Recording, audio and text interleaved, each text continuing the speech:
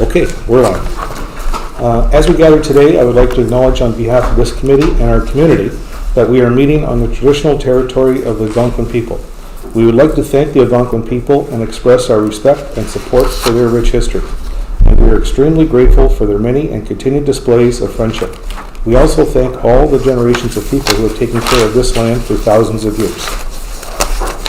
And just prior to our moment of silent reflection, I would like to pass on our condolences to the families of Jerry Dombrowski and Linda Splain. We lost these two community volunteers over the last month. These were individuals who were drivers in the township, and they will be missed. Now please join me in a moment of silent reflection.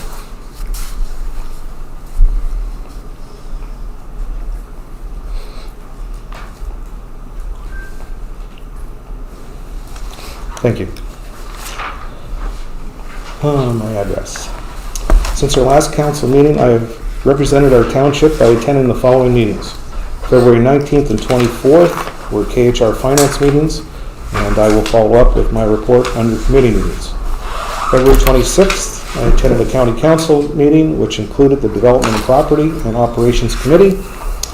March the 3rd, I was invited to the King Charles III Coronation Medal presentation in Horton Township with MP Cheryl Gallant. A special note, one of our former councillors received the medal, John Jeffries. It was a very special moment to be there for him and to see that he was representing our municipality. It was a great afternoon spent with the recipients, fellow mayors, and time well spent with our MP Cheryl Gallant, who did a great job coordinating the event. A couple of other notes. Just late this afternoon, I received an OPP update just to inform everyone. This month of March 2025 is Fraud Prevention Month, and they want everyone to be very careful and be very careful. I think that's the best phrase to put it. Also, it's with great sadness that our Eganville leader will be shutting down next year. We would like to say thank you for everything that you have done for our community, and great friendships, and it's really unfortunate for a community like ours to be without that newspaper. So I want to pass that on to you, and can you pass that on to Jerry, please? Thank you. In closing, I would like to classify this day as Crazy Tuesday, a day we will remember for a long time because of the tariffs imposed, the effect it will have on us all and our budget processing. Unbelievable day. Having said that, does anyone have any pecuniary financial interest to declare? Having seen none, our first delegate, Ish, please come forward. Thank you, Mayor Mabel. And welcome. And Council. Nice to be here again. Thank you for having me. I'm here on behalf of Ottawa Valley Cycling and Active Transportation Alliance, OVCADA, and Killaroo Lions Club, of which I did become a member again recently. And we're here, OVCADA and the Lions are sponsoring this year on July 6th, you probably saw my letter, the second annual Tour de Beaver Tails. We launched it last year kind of on a flyer. We didn't know if it would work, and it worked quite wonderfully. We attracted 150 cyclists from all over the Ottawa Valley and as far away as Montreal. We raised over $10,000 for the Lions Club, and that money went into their Ottawa Valley Vision project. And I just got a report last night of the Lions that kids at the local schools have been tested with the auto refractor that was purchased with that money, and about 25 out of 130 kids who were tested turned out to need glasses. So I feel very good about our fundraising last year. This year, the event, as I mentioned in the letter, is going to be on Sunday, July 6th. And the fundraising objective is the Killaroo Food Bank. I suspect the event is going to be a lot larger than last year because all the feedback I got from cyclists and anybody else who attended was very positive. The event includes not only 4 cycling routes for cyclists of various abilities, from easy to pretty darn hard, but also a historic walk, a walk around the historic village of Killaloe, guided by local historical society folks.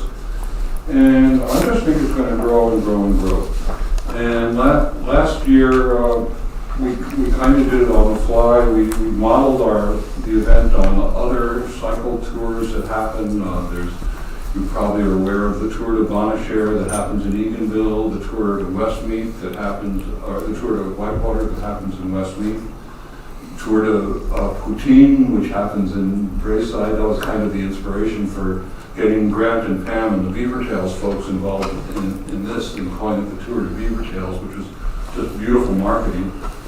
And so anyhow, I expect we're going to do it again. There's going to be a lot more people. We're going to raise a lot more money. We're going to bring a lot more people to our beautiful village and township and our beautiful roads, which as a cyclist I just have been riding and loving for many, many years. It was kind of my inspiration. I wanted to bring people here and show them the beauty of our community. It's a win-win-win-win-win all the way around. As I mentioned in my letter to you, the Tour of Whitewater has a lot of involvement from the municipality of Whitewater region. And at each of the events, we see councilors, and Mayor Newman Nicholson is very much in evidence. And, so I'm hoping that the township can be involved in this in the same kind of way. As you saw in the letter, there's a number of ways, different kinds of help that we're asking for from council. We hope the township will endorse and help publicize. We need the use of Station Park on Sunday the 6th from about 6 in the morning till about 3 in the afternoon.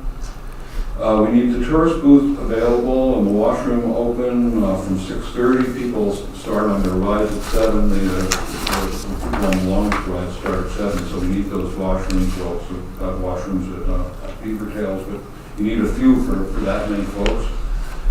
We'd like it if you could turn on the water tap in the park. There's a lot of thirsty people that day. We're hoping we can work with Public Works at preparing the park, helping to set up a cable that riders can park their bikes on. One of the issues last year is because of the spread out nature of the village, some people had to park several blocks away from the start and then ride or walk back and forth between the start and their cars. So if there's a parking area for the bikes, they can just hitch the bikes to a cable, put a lock on it, and just leave the bikes there for an hour or two while they have lunch and participate in events. And yes, and the final thing is to ask council to be involved, to have a presence, to promote the township. It's just a win-win for everybody. So that's what I'm asking for, and I hope that we can be working with you in a few months. Does anyone have any questions for Ish? Brian? I don't have any questions, but it's a great event. I saw the participation last year, and it's wonderful and for the community. So hopefully it's even better this year, like you say. Great, yes, thank you. I really wanted to put Killaloe on the map. Harold, do you have anything? No. I agree that it's a great thing to have, and it does bring people in.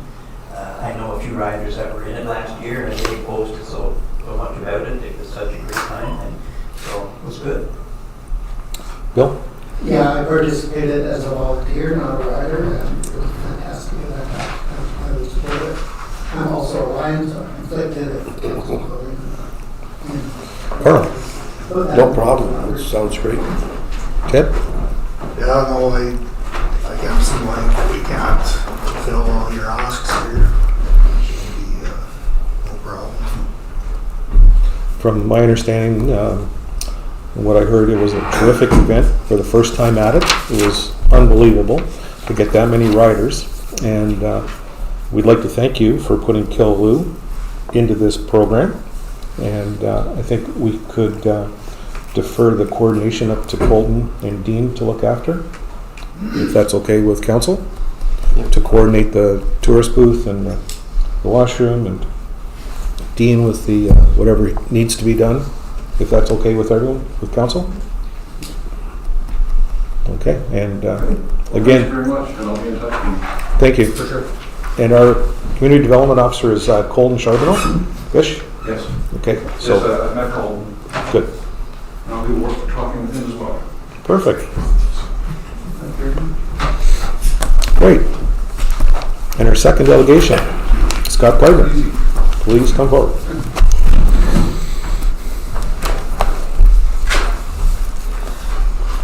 Hello, good evening, everyone. Basically, here, and I think council is going to be addressing a letter that the association has sent to council, all the councillors, as well as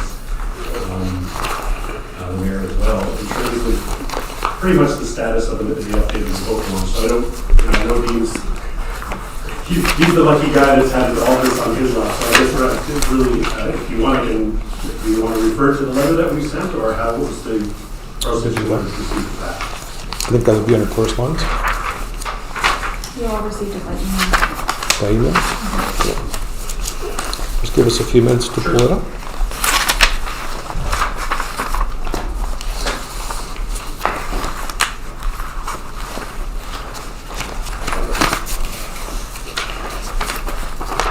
So it's email to me. Okay. But carry on, we'll find it. Okay. So I guess the main, and everybody can pull up the letter, but there's mainly 4 points in the letter that we were looking for information or feedback from Dean, mainly Dean, because he's the guy with finger on the button. I guess what we're looking for is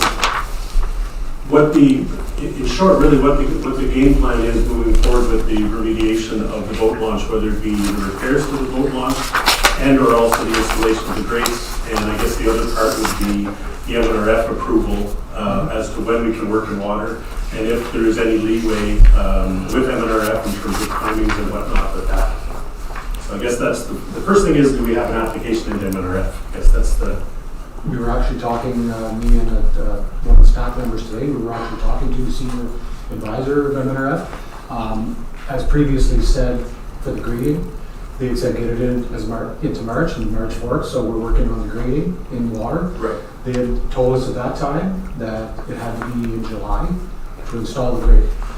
So we wanted to talk to the senior advisor there today from MNRF to discuss the boat ramp.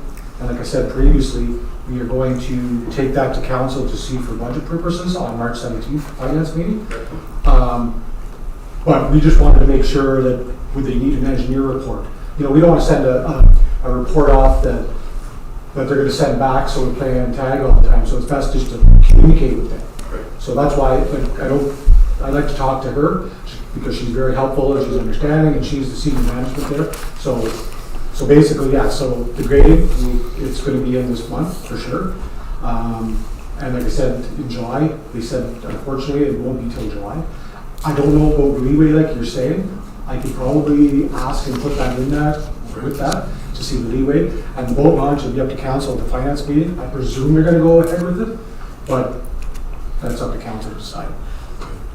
So I guess, excuse me, and I've dealt with MNRF and myself, obviously, for my own purposes, but in speaking with them, I know sometimes, and I guess this is where I was heading whenever I said, did we look at our available options with them? Because when I spoke with them, I said, when the water is low, obviously, you guys would rather work in low water than high water. That's safe. You know, if it makes life easier, that's great. For sure. And what their response to me was at the time was, well, put it forward to us and we can forward it to the biologists. So, you know, the people that will say if there is going to be an impact. But they made it really super clear. They said, well, if we don't have an application, we can't move forward unless we see what you're trying to achieve. So, and I guess that was really the reason we were asking, is there an application in? Because until that point, they're not going to do it based on just a conversation. So. No, and like I said, Right. I think there was a letter sent out before. Right. I had said as well, when I was talking to her, I forget what time it was, she said, put it in March, Right. and submit it in March, and it's March 4th, so Okay. gotta give us time. Okay. All right. That's my main. That's my main questions in terms of in terms of the boat launch. That because obviously our concern is, you know what, if we're going to be doing it in July, that's peak season. Also, the other side of it is in the spring, that's when people are putting their boats in and all these other things. So they're going to have to deal with all those inconveniences and the potential closure window while it's actually being remediated as well. So That's it. that's kind of what's the driving thing that we were looking at is there any options whatsoever of doing anything in the earlier time frame? I guess that's where we were coming from. That's the biggest thing.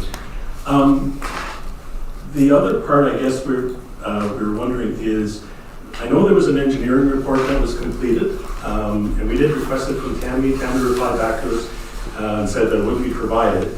And I just wanted to confirm, so there was who made the decision to not provide it, to not provide it? I guess that's the first question. Because we were told that it was a decision that the engineer's report would not be shared. I think that's just the way it is, that the engineer report needs to give permission to us to release that. Is that correct, Anna? Council decided not to. Yeah. Council decided not to provide the report. With So there's that, council's with that decision. advice. Okay. And so the reason behind that then, so is what? So I understand council said, no, you can't have it, but the logic or the reasoning behind it, what is that? I think a lot of it had to do with we get a lot of engineering reports, and we certainly can't release every engineering report. And we have our staff that will look at that and deal with it, as opposed to bringing the public involved in it. Right. So it is, so when you say staff, you mean council? Yeah. And staff. Okay. Okay. That's, So like Dean, our roads person, and Dale, our asset management person, so they will deal with that and then advise council on their findings. that's basically everything I wanted to know. Thank you. Thank you. And you're more than welcome to stay for the rest of the meeting. Oh, sorry, Scott? Yeah, just a quick question. Sure. What's, like, I know, like, we did an engineer report. What's the purpose of the Ground Lake Association wanting, I'm just curious. No, I'm just curious. Can I answer to this? So this is my first meeting. I'm Margot. I'm a volunteer for the RLPO. Well, I think Scott should answer because he is I asked he's if I could the, bill. Okay. Yeah. So the reason, just so you understand the reasoning why, Yes. okay? Absolutely. Is, the reason we want the report is we want to know what the state of it is. So I guess the root of the question is that the association identified this issue 2 years ago, okay? And for whatever reason, it wasn't action, okay? And so it degraded over time, and you know what, things happen in the budgets and other, this isn't a finger point exercise, that's not it at all. I guess the real point of it is we're concerned, I actually use the word concern, I guess what our concern is about it is the fact is, what is the level of degradation of it? Is it a safety risk? So right now we know there's an engineer's report, somebody's come and looked at it, and they've made an assessment. We don't know, did they say, here's plan A and here's plan B, and based on budget restraints, we may have to go with A. Like, we don't know, literally, somebody's come and looked at it, has made a determination of what needs to be done. And I guess the other part of this is, if it is something that is potentially financially restraining for the township, if the association knew what it was, there's a potential that we could assist. But without knowing those things, we can't. You're not going to offer to help if you don't know the data. So, and I guess that at the end of the day, the other side of this is the members of the association are saying, a year ago, whenever we did the grates and we did all these things, we said, here, we're working towards a solution to fix a problem that's occurred for quite a long time. And I guess that's where that's the other part that's precipitating is the phone calls and emails saying, okay, what's going on? Why isn't it moving forward? And we are sitting over a year already. So obviously you can see people will have frustration because they said, hey, I thought you guys sorted this out before. So that's really the big part of it of what's driving this. Now, with the association there, like, if council approved the boat launch to be like reconstructed and cemented and stuff, what would the association fee? Because like you said, there would be a timeline that it will have to be shut down, that there'll be no boats coming in or out of there. So as association, maybe you should kind of get together too to see what timeline would work best for you. If we start, like, just say for instance, council passed it in March and said, go ahead with the boat launch, we start in May, like you said, it's peak season when, like, there's a long weekend in May and everybody's bringing their boats in. That's right. So as association, maybe you can work with us to see what timeline we can maybe work with you guys to say that put that out for your association members, saying, just say for instance, like, August, it'll be closed down for 2 weeks, 3 weeks, whatever it is, right? Like, just Yeah, and absolutely, and I've said to the council, said to the mayor, said anyway, we 110% want to work with the township. And, just as a side note, we actually had the information about the Traymore Bridge closure out even before it was out. So our members, before the signage was up and before everything, it was already out on the webpage saying, hey, this bridge is closing. And so there was broadcast being made to, there's, I think in our mailing, we have over 450 people. So we do have a far reach whenever it comes that way. And this is like, click there. So anyways, that's, at 110%, we're definitely want to be engaged in whatever the solution is in any way we can help. Thank you. That's all my questions. Thanks, Scott. Questions? A lot of questions, comment. So if there was a safety issue in the report, it would have been shut down. Like, we're not going to let the dock be used if it's the report saying it can't be used. Right. And as far as council would like to, without bothering the association, get this project completed.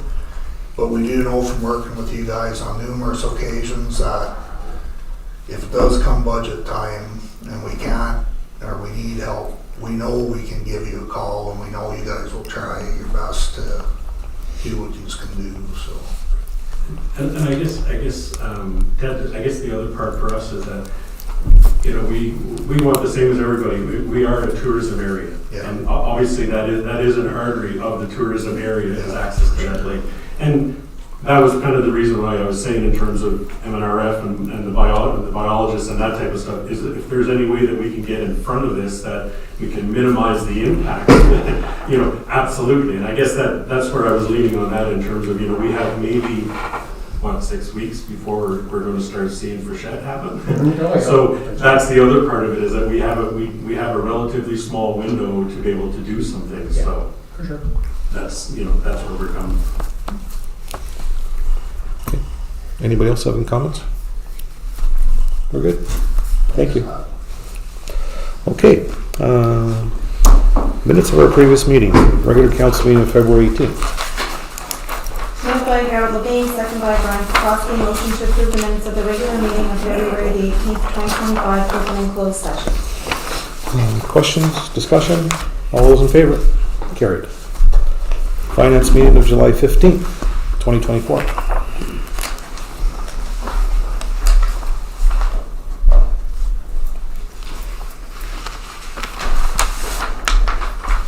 Moved by Ted Brown, second by Harold Levine. Motion to approve the minutes of the Finance Committee meeting of July 15th, 2024, open session, and the Finance Committee meeting of February 19th, 2025, open and closed sessions. Questions, discussion? All those in favor? Carried.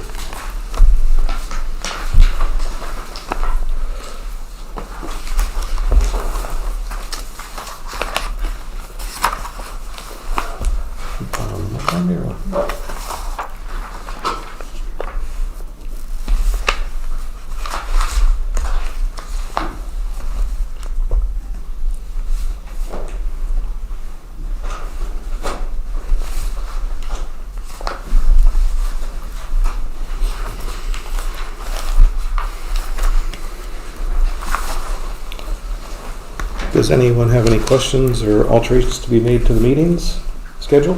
I haven't seen none. Reports. Dean, you're up first. Okay, so regular winter maintenance continues as usual. Truck checks ongoing. This winter, as everybody will know, we had a pretty big winter so far. We've been out most weekends plowing and sanding and salting. We've been thawing some culverts as of late, opening them up with the equipment so we can find them, because the snowbanks are pretty deep, so we're trying to find them. So if we had to thaw them, they'll be ready to go. We still have quite a few more of them to do, but we'll get there. That same truck there, as the last council meeting I was talking to, has an electrical issue, so we're down to 3 trucks, 3 tandem plow trucks, that is. As of right now, we're still trying to determine what's the issue. There's so many electrical problems in it. We have a guy in looking at it. It could be the computer, it could be a wire, it's shutting down on us, so we're trying to get that up and running, so that'll be probably another extra cost in the budget that we're gonna have to put forward. With the mild weather coming, I'll be watching to see when to put half loads on. Mask Road is March 1st, so depending on weather, it might be before the 15th of March, the rest of the roads, but we're just paying attention and seeing how it's gonna go after this mild spell on tomorrow and Thursday. If council gets calls regarding some roads like being muddy, like Heritage Road and other roads as well, we're aware of it, and if it worsens, we'll be closing a section of that Heritage Road off. There's no houses there, so we're just closing it off just because you might not get through with the car. And like, we can't grade mud, right? Like it just, you can't, you know what I mean? Like, we can put gravel in or whatever, but it's just gonna go out of sync and stuff like that. So we're trying our best to do it. That'll be one of the roads. There's a few of the roads that council already passed for the gravel budget this year to get going, or tender to get going. So those are a few of the roads that we're going to be addressing there this summer as well. The only other thing there is the AOR's trade show this year is in Woodstock, June 4th and 5th. So we still have time if anybody at council or whatever wants to go down there or whatever. Let me know and we can register and then we can talk about it at a later date. No big panic right now, but the trade show there. And again, next year will be, like I said last meeting, it'll be in Petawawa, so it'll be good. And you know, I'm going to ask council to help out as much as they can if need be with anything that the trade show needs as well.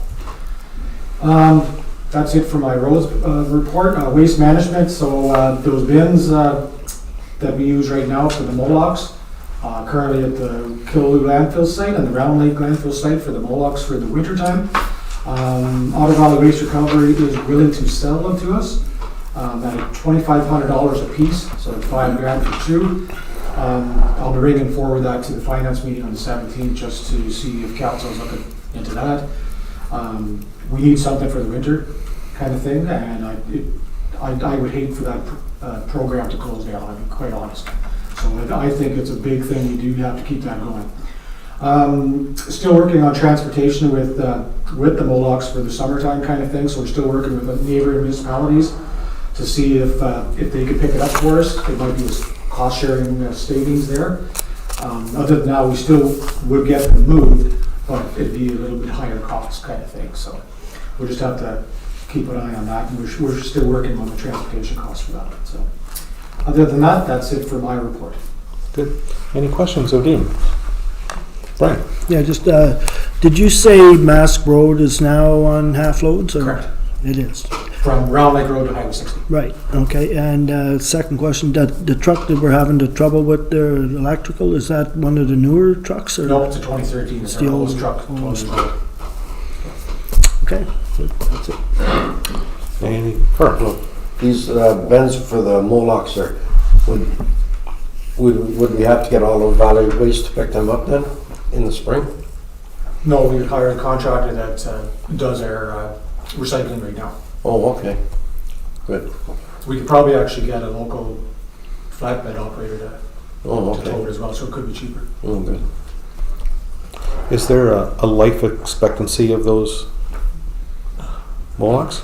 Like, do they last forever, or Are do you they? talking about the bins that? Yeah.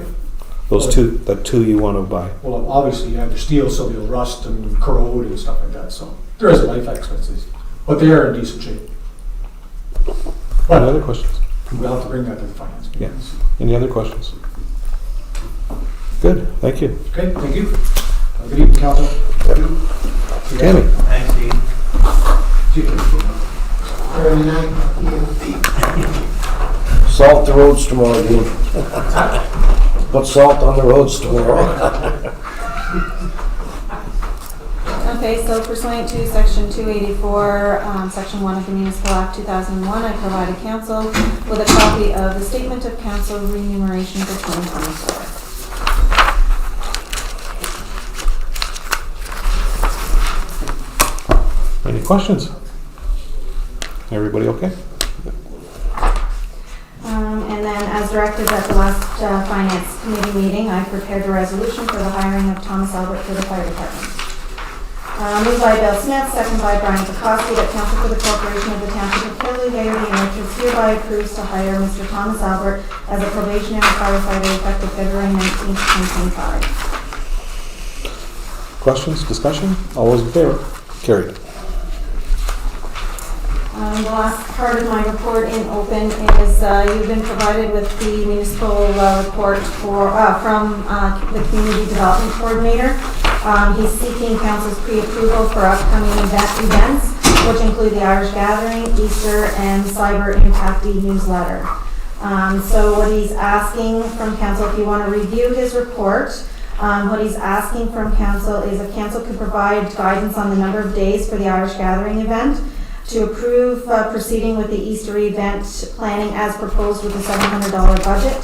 And he's asking council to decide whether to proceed with the Cyber Impact e-newsletter subscription and 3-year agreement, or maintain the current status until a later date while budget deliberations are taking place.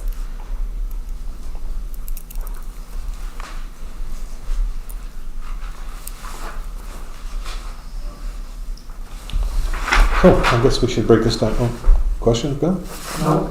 I was going to say, let's break this down into 3 questions and have a vote on each one. So council to provide guidance on the number of days for the Irish Gathering event. Last year was 2, or 1 night, 1 day. Friday night and Saturday. Friday and Saturday, Yep. yes. Everybody okay with that? Same format? Yep. Okay, that's a yes for that one. Council to approve proceeding with Easter event planning as proposed with a $700 budget. Any questions? Everyone okay with that one? Yes. 5 nods, yes? Yes, have it. Yep.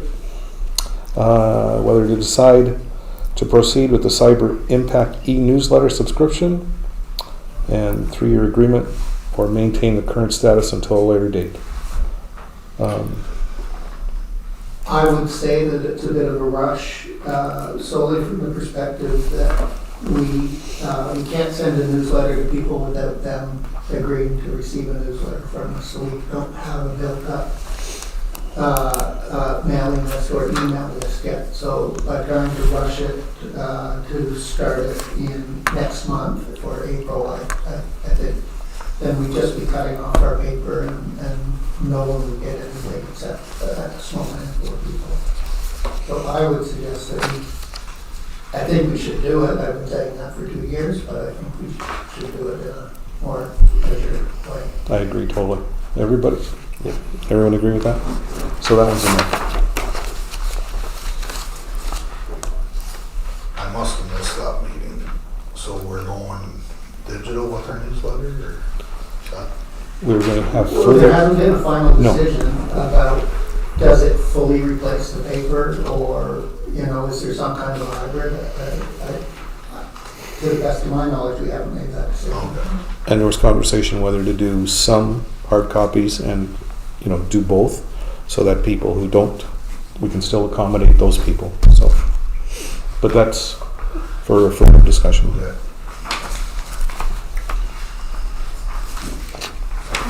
That's it. Okay, just a question for you, Tammy, to relay to Dean, or not Dean, Dale, in regards to the asset management policy. Just wondering if we're right up to date, looking through the documentation I have. July 1st, we need a financial strategy and addressing shortfalls. I'm just wondering if he's right up to date, ready to go with that. That would be great if you could get back to us. And Finance Committee. Okay. I will now briefly summarize our 2 finance meetings. February 19th, our CEO and staff produced a binder loaded with lots of information, which included our financial indicators, which includes how many dollars available to us to borrow if needed for major projects. Also, it listed our level of risk on 7 key indicators, a listing of funding sources from government services, all three sources indicating increases in funding.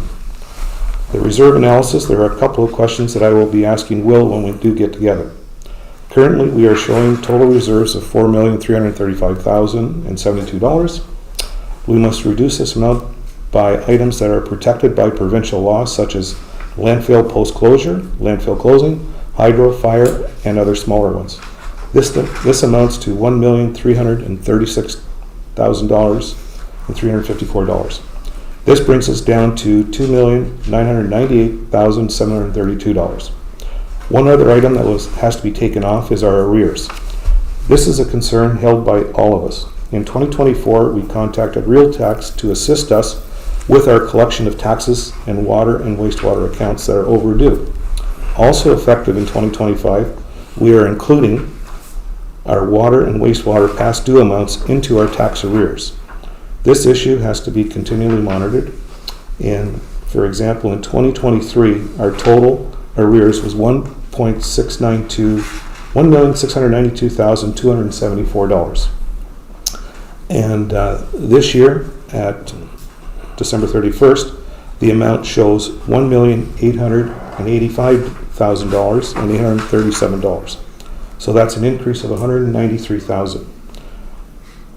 We also have collected $150,333. Keeping in mind, these numbers are at a specific point in time. They could change tomorrow. Taking $1,885,837 from our remaining $2,998,732 brings us down to a total reserve of $1,112,895. We also had a very lively conversation on reserves, including should we start creating reserves for things like equipment, recreation, buildings, and fire, and in addition to prioritizing them. We have already set up a roads reserve, which I believe is already locked in for roads. But we will have to check this fact out. Other items that the report dealt with were special area rate, infrastructure, and fire sustainability. In addition, staff put forward their first draft for the 2025 budget. It was a great presentation by everyone involved. Moving on to our February 24th finance meeting. Here are a few comments that I had made during that meeting. Budgeting is not an exact science, but we try to do the best we can. Let me be perfectly clear. Our budgeting problems are not anyone's fault, but I truly believe we are victims of years of systematic repetition. The numbers that are used in the following reports are strictly obtained from our provisional budget. A 5% and a 70% tax increase was not good news and is not sustainable. Our current process has come back to bite us in the ass. Finally, and most importantly, a budget is a promise to the taxpayers that our budget is sound and necessary. I've reviewed our 2024 budget, and I think we broke that promise. First, I passed out a report showing the variance between budget and actual for 2024. After a 17% increase, we are going to be under tremendous scrutiny from the public, as we should be. Before we pass a bylaw accepting the 2024 financial statement, we should be given a very thorough explanation of variances in comparison of 2024 expenses and 2024 actual, among other items. This is due course in the budget process. Our second report I passed out was taking water and sewage out of our municipal levy. Originally, water and sewage was probably set up as a revenue neutral situation. Times have changed. The entire municipality is paying for water and sewage now because the revenue does not equal the expenses. After the Walkerton water crisis, the provincial government got involved. They now require a financial plan as well as other requirements that need to be followed. Research showed some municipalities have stated, some by bylaw, that water and wastewater are not to be included in the municipal levy because the revenue and expenses are to be borne by the users. Water and wastewater revenue and expenses are not municipal tax items. They are paid for with user fees.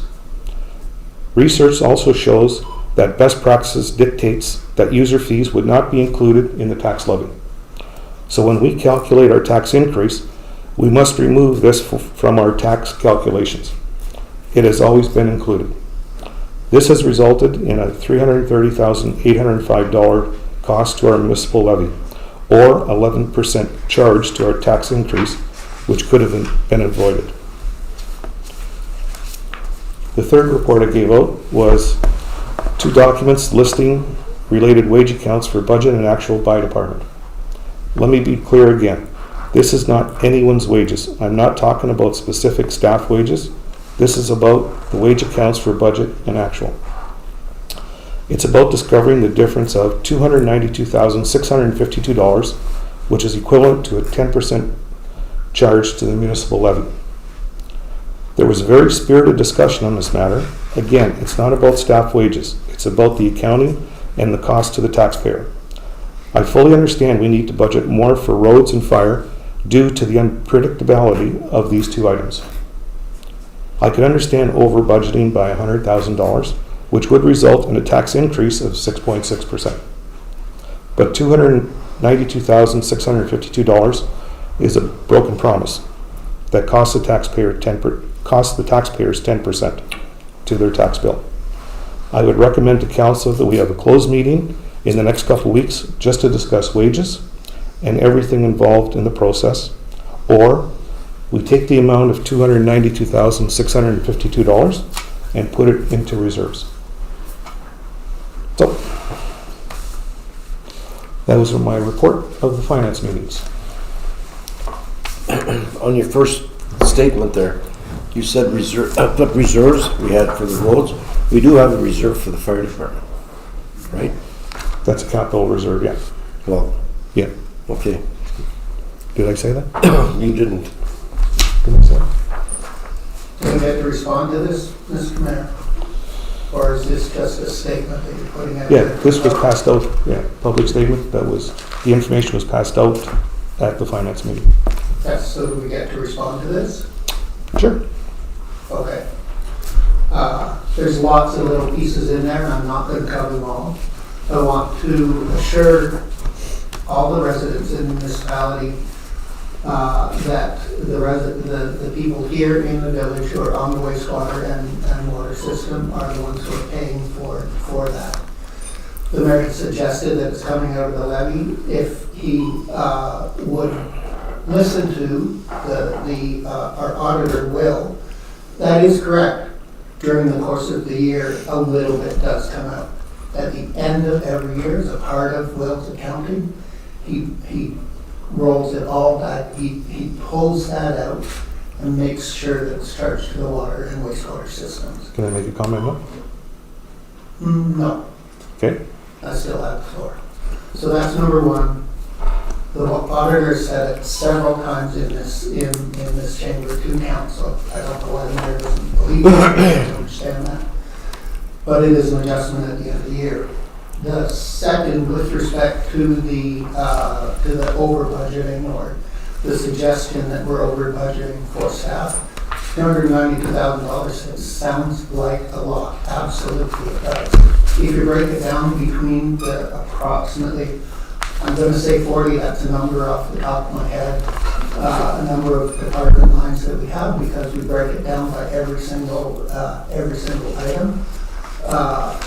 The 3 big ones really, we're under legislative, which means we've had less meetings, thank God, from the first year. So last year we did cut our budget, but we still had less meetings than that. I'm all for that. If you want to cut more meetings, then I'm good with that. With respect to roads and fire, you're right. We need to make sure that we have money there for when we need it. If we had a budgeted this year, as you suggested last year during budget, if we just budgeted the amount from last year that was spent on snow plowing, we would have been screwed. Put that in paper. This year, over the past month, we need to have that money there. Those 3 lines that I mentioned, so legislative, roads, and fire, they inflate that number greatly. We're not wasting anybody's money. We're not overtaxing anybody on that amount. The rest of the 292 is made up of $5,000 amount here, $5,000 amount there. And in each of those cases, the reason that we're putting money in there is in case we need it. So we assign money in the budget to the labor involved in repairing bust beaver dams when roads go out, when culverts go out. We put money there. If we don't have them, we don't spend it. The other thing that you suggested in our finance committee meeting last week was that we're doing a disservice by not spending all of the money. And I think that's completely wrong. We pass our budget based on our best guess and best estimates based on staff knowledge of what we're going to need. And then we tell our staff. We don't tell them to go out and spend every penny they possibly can because we owe it to the taxpayer to spend all their money. We tell them to go out and penny pinch and be as frugal as possible and look for deals and don't waste money. So that's the kind of budget that we need to pass. Now you can talk. Thank you. Now, in regards to water and wastewater, your point, you are right, Then with the exception of, enough said. when we do our budget and our 17% is arrived at by subtracting the revenue and the expenses, those monies are in there, the water and sewage. So what I'm suggesting is that we do not put those numbers in there to determine our tax rate. So that 17% tax was based on, by putting the revenue of the water and wastewater and the expenses of water and wastewater. Now, over time, it's become very apparent that our expenses are far outreaching our revenues. So that expense has to be borne by the entire municipality. And that's what the 17% tax increase is. So that's just to point out your point. That's an interesting take on The calculation, setbacks. the calculation is there, the numbers justify it, it's reality. In regards to the wages, I'm not talking about the operational side of anything, I'm talking about the actual labor and wages. Though there's, I believe, 20 lines that are combined into wages. And yes, you are right, every department has an overage of X number of dollars for wages. But an accumulation of $292,000 is a lot to digest. And you are correct again, as far as fire and roads, we have to over budget those accounts because they're too unpredictable. We can't, and that's just strictly wage. That's not counting gravel or that type of thing. These are just strictly wage dollars that I'm referring to. So, and there was two choices at the back that I mentioned, and we can either have a closed meeting in regards to wages and have a very open and frank discussion, or we can take the difference that was brought up at our last meeting that, boy, we saved $292,000. Well, if that's the case, if we save $292,000, then the suggestion would be, let's put that in the reserve. Let's utilize that money. So those are choices that we are going to have to come up with. Not tonight, of course, but prior Our to it. unspent money is going back into reserve. Sorry? It's already in reserves. It's already there.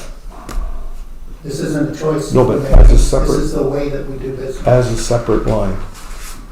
So we The take it- savings was put into working reserves, into the fire, and into roads, where it came out of.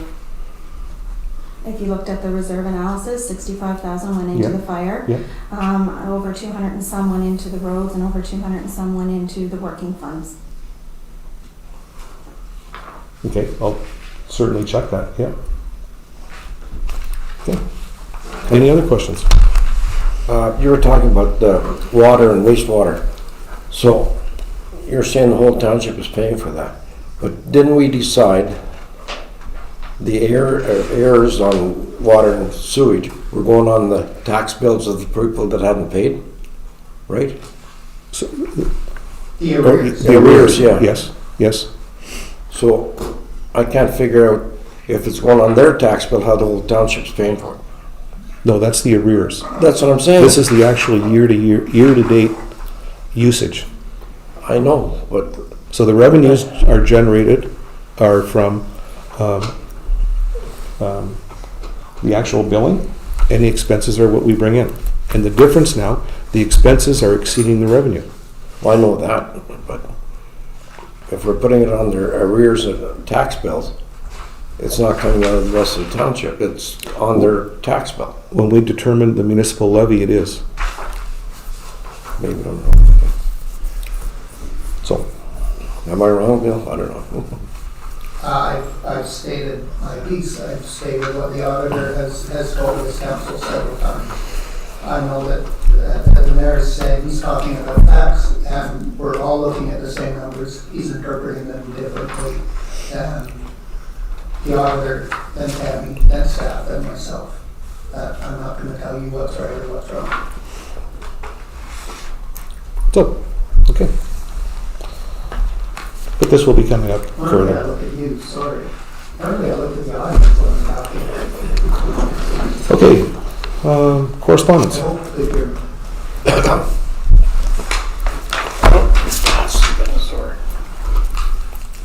Correspondence. Eastern Ontario Wardens Caucus.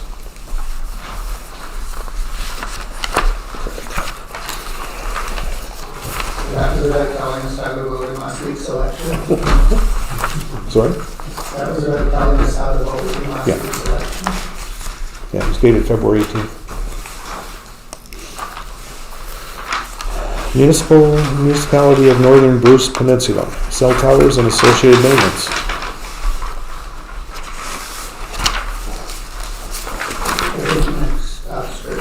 Uxbridge. Canadian. Sorry? Uxbridge by Canadian. Oh, sorry, I missed that one. Councillor of Uxbridge. Implementation of Buy Canadian policy. And now, the two municipalities of Northern Bruce. First one is for cell towers, and the second one is for proposed mandate, a tow hook.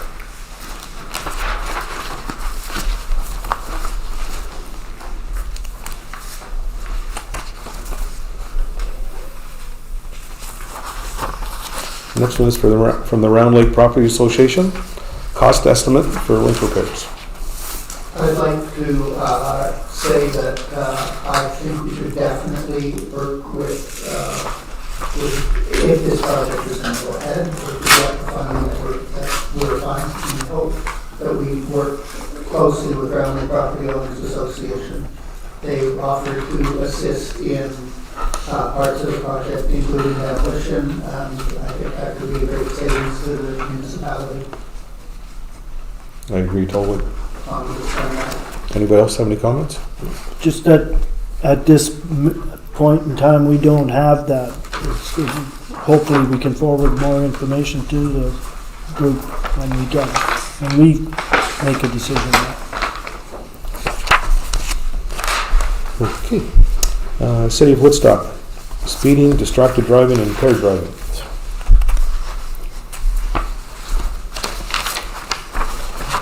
The next one is from the Township of, or the Round Lake Property Association, Township website. Thank you for the comments. Thank you for the comments.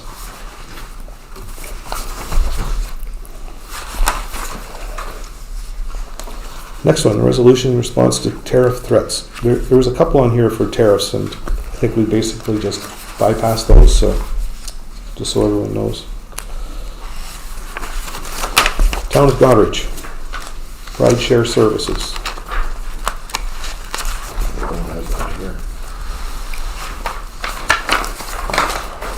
And the last one is Township of Zora, resolution road safety.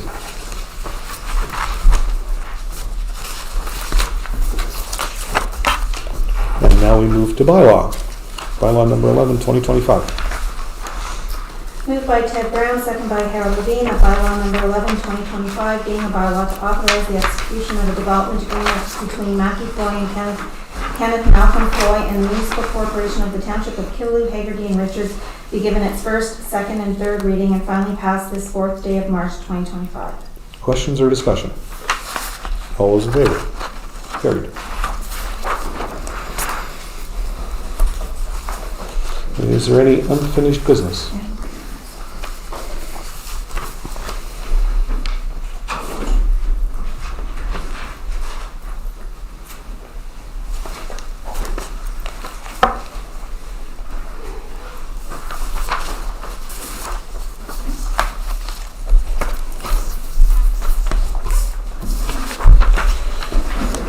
Any new business? Yes, Tammy. Your aqua? There's just an aqua letter provided to council for correspondence regarding their stance on tariff fees. Hold on to your hats, prices are going up. Yeah, the water. Anybody have any discussion? Any other new items? And now we will go into closed. Thank you for attending. Thank you very much. Moved by Brian Kowski, second by Ted Brown, motion to move into committee of the whole. Be it resolved that council move into a closed meeting pursuant to section 239 of the Municipal Act 2001 as amended for the following reasons. Personal matters about an identifiable individual, including municipal or local board employees. Advice that is subject to solicitor client privilege, including communications necessary for that purpose.